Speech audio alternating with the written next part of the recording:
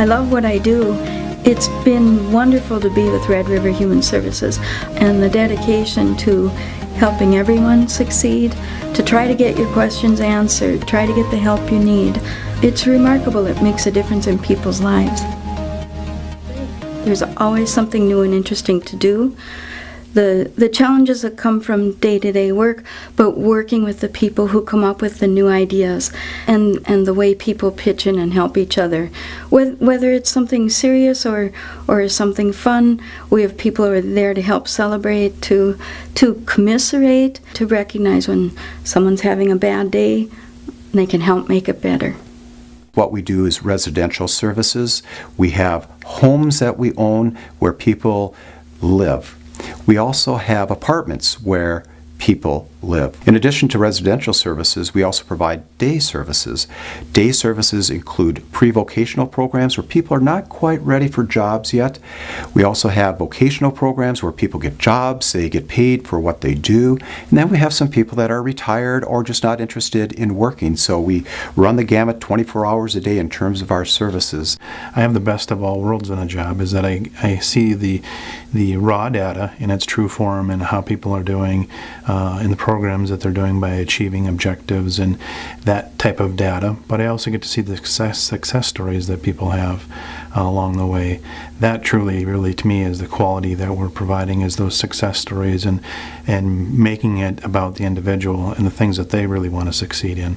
Red River Human Services Foundation is very unique. Many providers across the state not only provide services to people with intellectual disabilities, but they've expanded very greatly into other arenas. And what we have done is we focus just purely on people with intellectual disabilities, both what they do residentially, during the day, whatever their concerns are, is what we focus on. And because of that, we have a narrower focus. We're able to provide greater supports. We have happy families. We have great appreciation from the state because we're solely focused on people with intellectual disabilities.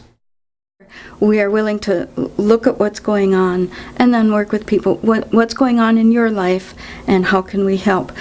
This past spring, we had a woman who had a real struggle going on, and she felt like we would give up on her like everybody else always has. And her team members told her, no, we're here for you. We don't like what happened, but we care about you, and we're here for you. And that's remarkable. In 2008, we purchased a store in Breckenridge, Minnesota, and that store was used for a thrift store because people with disabilities needed support during the day, and they come in and they help collect clothes and help sort and help on the sales floor, and they get paid for what they do. And that was a wonderful project that we built. It is still doing very, very well today. The mission, it's changed in its wordage a little bit over the years, but the mission has always been there to help people that are in needing of some type of service.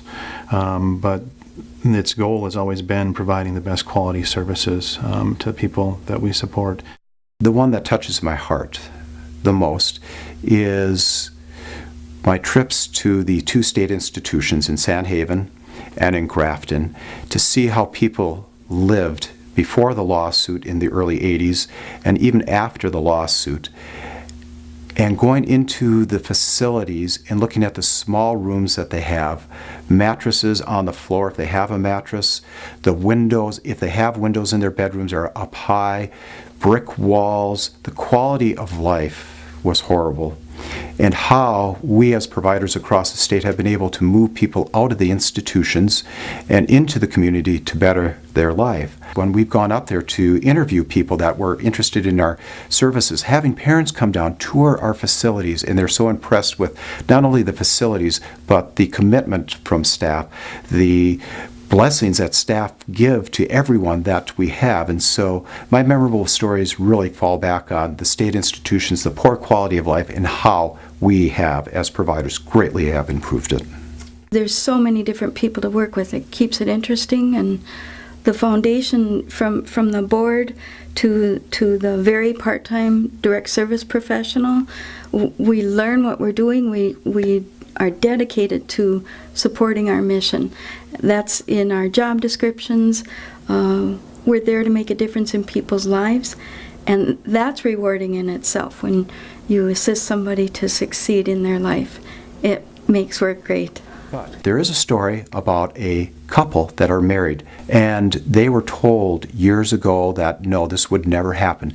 But they loved each other so much they were able to get married, and now they're living together. They are out working independently, both have independent jobs, they have their own apartment.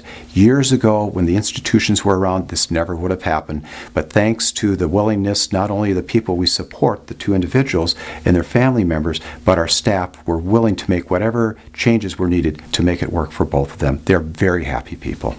The future, I see us continuing to be a leader in providing the quality services for people that we support, and its continued growth, and by providing the best quality services that we can. Something I often point out to people is the strength of our services is in the direct support professionals on the grassroots level, doing the work day to day, getting people through the highs and lows in their lives. We're very good at that. It's a life-changing event because it improves the quality of their lives, makes them happy, makes the parents happy, and overall, it's just a great change for the person we support.